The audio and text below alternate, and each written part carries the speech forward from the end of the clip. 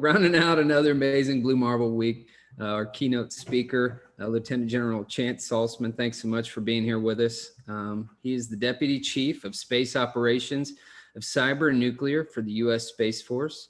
As the Chief Operations Officer, General Saltzman has overall responsibility for operations, intelligence, sustainment, cyber, and nuclear operations of the United States Space Force.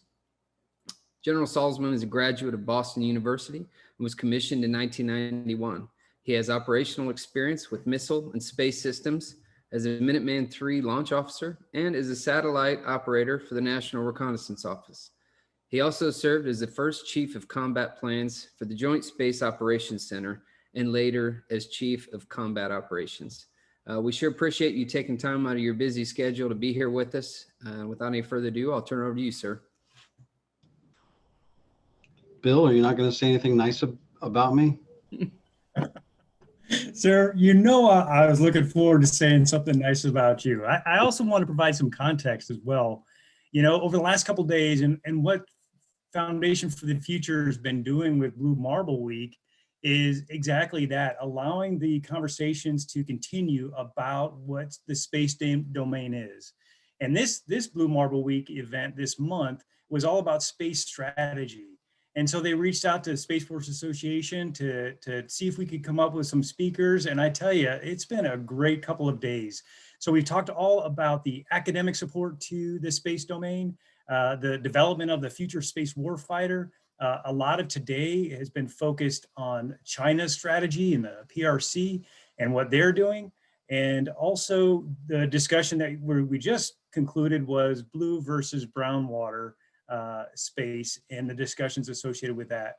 So, sir, it's been a great couple of days. Really looking forward to your insights as someone who's there and been there and done that. And it was funny because I think Josh Carlson said, I think the Chief Operations Officer is going to talk about this, or maybe it was Major McLean.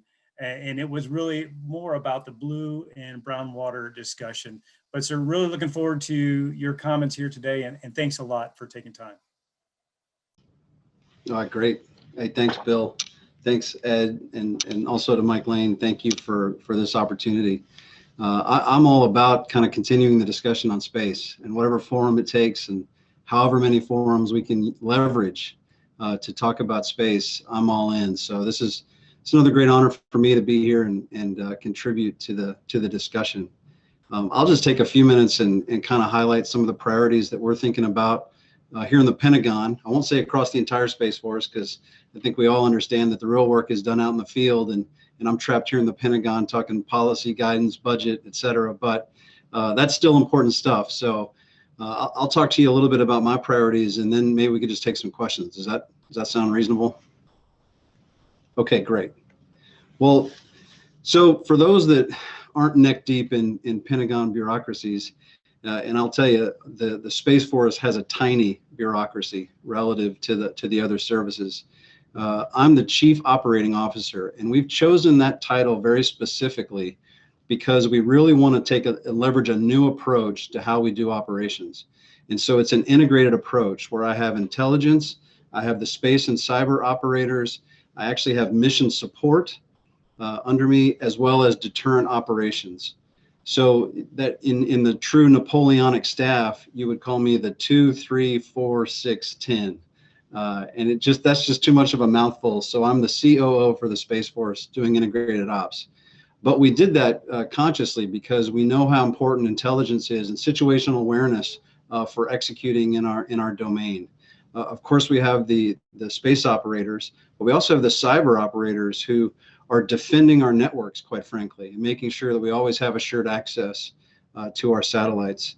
And then you don't think too much about the deterrence piece of it, but between the satellite communications and our early warning overhead infrared satellites that provide missile warning, the ability to see, detect, and attribute any launches against the United States is a very important element of our deterrent posture. And so that's something we take very seriously here in our integrated operations staff.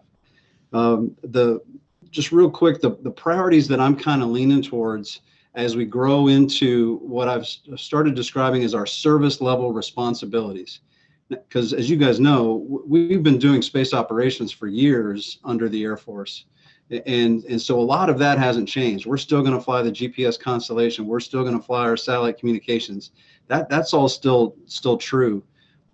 But now we have service level responsibilities to advocate for new resources, to start to stretch the policy and guidance requirements that more accurately account for what we need in terms of national security space, defense space, things like norms of behavior in space, so that everybody will start to, all the spacefaring nations, all the spacefaring stakeholders will start to think about safe, secure, sustainable space environment so that we can all continue to take advantage of it. But my priorities from a space or from a service level set of responsibilities, I'm thinking about force readiness. Are the people and the equipment that we have at our disposal ready for the full spectrum of activities that they can be engaged in? And quite frankly, there's certain areas where we're completely ready. And then there's other areas in some of the higher end great power competition where I'm a little bit worried.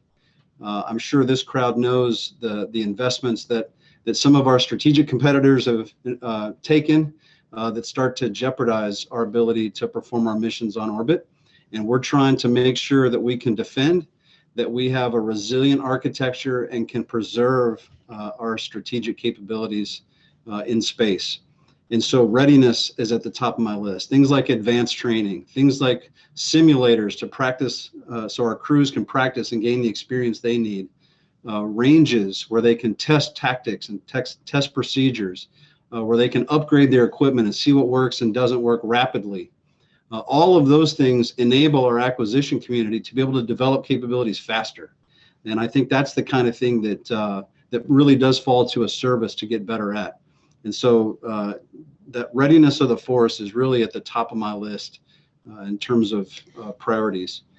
But across my portfolio, you probably are aware that we just became the 18th member of the intelligence community. The Space Force just became the 18th member. And that comes a lot of responsibilities, from protecting and securing information that's made available to us to contributing back in an analytical way to the intelligence community. And so we're developing all the products and processes and procedures to make sure that that's done in a safe and effective way. For mission support, I think everyone understands that most of our space operations are conducted from the continental United States. And that means that our bases are not just where we go to work, but it's actually where we project power from. It's where we conduct operations for the combatant commanders. And so the power and the air conditioning and the civil engineering work and the facilities, that's all key to us being able to continue to conduct our satellite operations. And so the mission support that we're doing, we see that as just a natural part of our operations, an extension of our operations. And right now, because we've built ourselves a very lean force, we don't have the organic capability to do that. And so we're leveraging the Air Force, the Department of the Air Force and the U.S. Air Force to provide those capabilities to us. And making sure that we're demanding customers of them is at the top of my list. All the support agreements and how many people do you have doing the work, all of that is the devil's in the details, as they say. And so we're very in tune with making sure that we haven't lost anything as we separated from the U.S. Air Force. And then the last piece is that deterrence, making sure that our satellite communications that support our strategic forces, as well as our early warning radars and overhead persistent infrared satellites are operational, connected, secured, so that that's an assured capability because how important it is to the triad, the nuclear triad. And so those are the things that get my attention on a day-to-day basis. But I've been talking for 10 minutes now. So let me just stop and see if I can field any questions.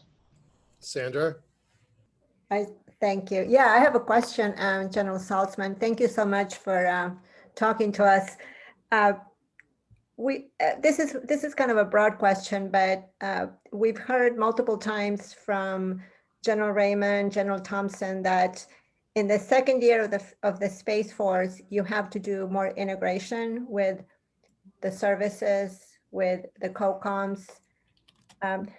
I don't know that we really understand what that means. Like from from your perspective, how do you do that? What are some of those integration issues that you have to fix in your second year as an independent service?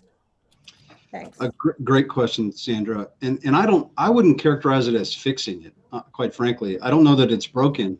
What it amounts to is, like I said, we have to stand up to service level responsibilities. So we have to build our own budget to integrate in the Department of the Air Force so we can submit 2 budgets to our secretary to integrate into the Department of Defense budget.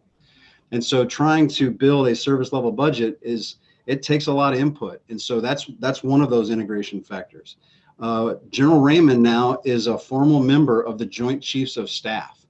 That means he sits with the other chief and makes operational decisions with the chairman of the Joint Chiefs of Staff.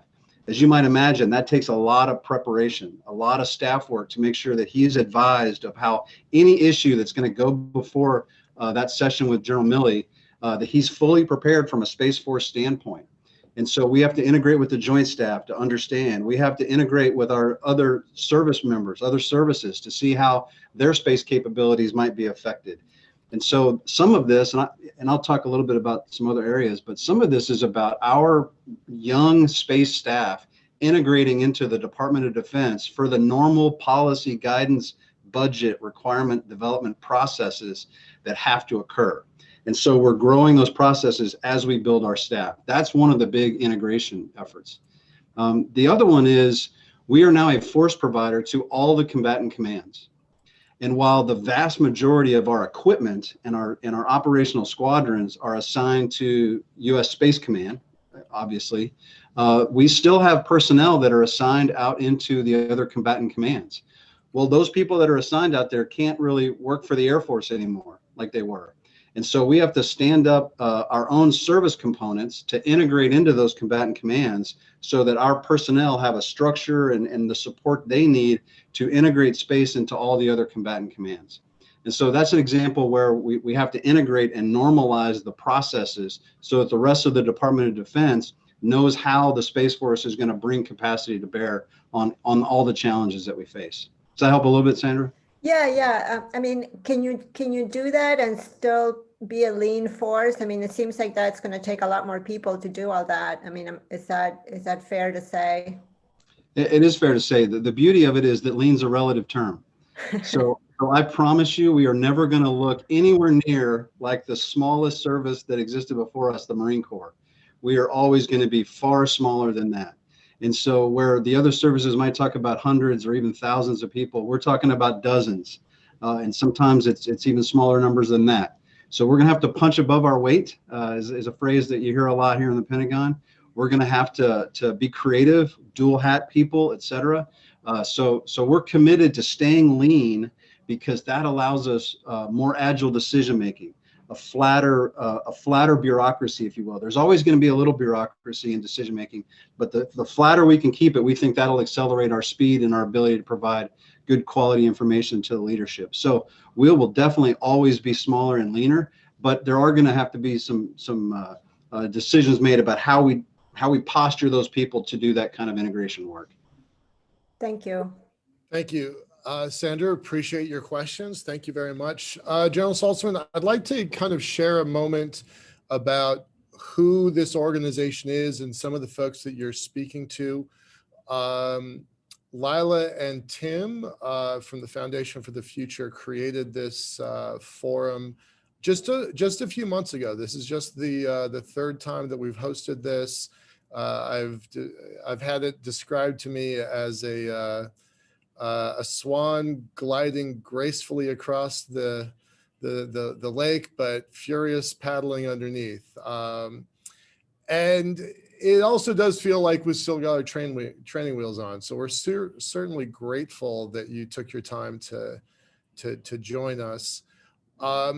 The folks that are on this call are not your typical space nerds, right? There's a pretty strong cross section from everything from the science fiction community all the way up to space professionals, commercial sector like myself, nonprofit sector like Tim and Lila. And so really, we're not really seeing this kind of conversation percolating out into the world. And that's really one of the things we want to accomplish with this. The themes, if you will, of Blue Marble Week has really been focusing on workforce development. So yesterday we had the Challenger Center in here. We had Emily Calandrelli to talk about really young kids, fourth grade, even younger than that. The Challenger Center, 5.5 million people that have gone through their program. So workforce development, Cal Poly is a partner on the technical side at the university level. Industrial base, we spent a lot of time last month talking about economics and launch. These are the themes that we're really trying to push. We're trying to say, yes, space is cool and we like space. I'm a big nerd. But we're also trying to have our feet firmly planted on the ground. This whole conversation is boxed between the ground of Earth and the cislunar environment. We're boxed between now 2022, something we can do immediately to influence 2025, to influence 2035. So this is not about CGI images of Martian settlement. It's not about CGI images of elk in orbit. As much as I like the Blue Origin imagery, that's not what we're talking about. We're talking about real world hardware. So yesterday we talked about potentially harvesting orbital debris. 2 months ago, orbital gas cans with OrbitFab. Momentous with their in-space transportation system, made in space in Redwire, construction in space, all real world examples of hardware that's building this infrastructure that's so important to us. So I just wanted to give you some scope and some understanding about kind of what we're doing and what this is all about. And we're hosting this event for the next year, from December to December. Every month to really drive home these couple main points. Infrastructure, architecture, workforce, cybersecurity, and of course the defense component is very important. So it's a very broad cross section. I just want to let you know like where we were at. Tim and Lila, if you'd like to kind of chime in and say hi for a second. And then General Saltzman, if you can just kind of share with us what kind of, I will say, tomorrow looks like. I put all of my speakers on the hot seat for a second, and I ask about what does 2022 look like. That's really what we want to know what you're thinking. So Tim, Lila, any comments to say hi? And I'm going to turn it back over to General Saltzman. Yeah. Thanks for being here, General Saltzman. I left the agency last year and came here so that they and Space Force could maintain the lean force as we at the Foundation push Congress to build the sort of infrastructure that enables the commerce that Blue versus Brown was talking about is needed to drive innovation, to drive the sort of impetus for action. And the more people, money, and equipment that is in space, that is that interstate highway to, from, and through space, the easier it is for our guardians to do the work and gives what they do that much more visibility. Satellites may not have mothers, but you can sure bet that a billionaire at the Hilton in Leo are going to have a lot of complaints if their satellites are not properly defended. So that will be as good as a mother here soon enough. So thank you for being here. Excited to continue moving these events forward. Thanks, Tim. Well, so then what does the immediate future look like? 2022, I know a lot's going to happen this year. A lot did happen. We named guardians. We left warrant officers out of the new rank structure, so I'm a little annoyed by that. And what happens now? What happens this year? What happens next year? Well, thanks for that. And that's exactly the kinds of questions that I'm asking every day. It's like, okay, we're not going to sit back and rest on our laurels. There's work to be done here. So what's next? And I'm kind of taking a ground up approach. And I say that specifically and literally, quite frankly, because I'm the operator of the current systems, not necessarily the designer of the future systems. And so what I'm looking at is what can we do today to make things better?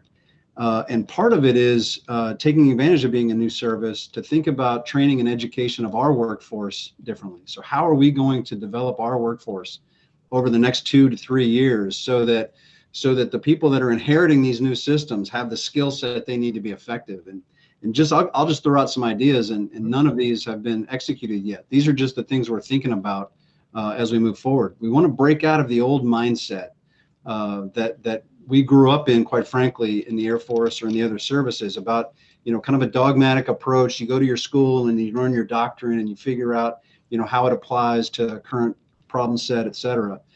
We want to kind of, there may be a perfectly valid reason to have some of that for the Space Force. So we're not going to throw the baby out with the bathwater, but we're not going to stop there. So for instance, we're thinking about fellowships in industry, where we send people for a year to go into Amazon, into Google, into all of these other companies and learn how they do things, learn how they protect data, learn how they launch satellites, and bring that experience back. Even if we have a slightly different model for how we do those things, just broadening their perspective on the art of the possible, I think, is going to be value added to what we're trying to accomplish. But that's going to mean we have to have people who understand the technology, who are digitally fluent. You hear about, General Raymond said over and over, he wants us to be a digital service. That's what he means, is when we send our people out, they've got the basic training, the basic skill set, so they can take advantage of those experiences and those opportunities to learn as much as possible. You can't go to France and learn if you don't know a little bit of French. And I think it's the same way. If we're going to put people into industry, into commercial ventures, they need to be able to understand what it is they're absorbing. So that's one of the things that we're really focused on, is new and different kinds of education and training opportunities for our workforce. The other thing from a ground up standpoint that we have to recognize is the data management component to space operations. And the way I like to phrase it is, the satellites on orbit are terrific at what they do, but without the connectivity back to the Earth, without the networks on the ground that move the data, move the information around, store it, and allow it to be fused by a decision maker, those satellites are useless. And so we're really trying to upgrade our game in terms of the terrestrial side of things, the network components, data management, so that if you don't have to be in a single ops center that receives the data in order to take advantage of that data, that it's available to you more broadly. There's a lot of security things to work out. There's a lot of network resiliency and self-healing paths and a lot of things that we're trying to leverage to get better at that. But that's all state of the art or state of the world technology. There's nothing really groundbreaking there. It just hasn't been in our habit. And so I can see in the next 2 to 3 years really ramping up our ability to move data around, have virtual structures where data is more accessible, improve our cyber defenses. And so that I'd say the workforce development and the ground terrestrial piece that you can employ a little faster, that's what I see in the 2 to 3 years where we can really be force multipliers. That's terrific. I'm sure Tim would like to connect with you at some point to talk about the program that we're working with Cal Poly that is specifically cyber focused, because we don't really see a distinction between the hardware and the ones and zeros that makes the hardware work. So super excited about that. I'm gonna wrap it up from here. I'm getting the all clear signal, the shuffle off signal. So I'm going to wrap it up from here. Any last words, sir, before we close down? Bill, do you want to say anything? Lila, Tim? Sir, thanks for taking time today. Really do appreciate it. As Michael said, these are ongoing discussions. So as we continue these discussions to bring these conversations to light, any insights from the Space Force leadership are always appreciated. So thank you for taking time, and looking forward to future events and having you on future speaking engagements. So thanks again, sir. Well, thank you, Bill. And I'll just kind of wrap up by saying, you know, I think we all appreciated General Raymond's comments that satellites don't have mothers, but satellite operators do have mothers. And so, you know, I'm trying to focus on making sure that the people component and the ground component is as effective as possible as we develop our new capabilities. And sometimes that doesn't get as much press or doesn't get as much thought as the, you know, the on orbit, the out there component to what we do, but it's a critical piece. And we've got such incredible guardians coming up. I got a chance to meet some of the young folks and swear them into the Space Force the other day, and they're excited, they're creative, they're innovative. It just does my heart good to see them and their excitement for this. And I just want to remove all the challenges and all the barriers from them, because I know they're going to do such great things for us. And so this is a really exciting time to be in the business. And I appreciate this forum to continue the discussion. So thank you very much for the opportunity. Terrific. Thank you very much, y'all.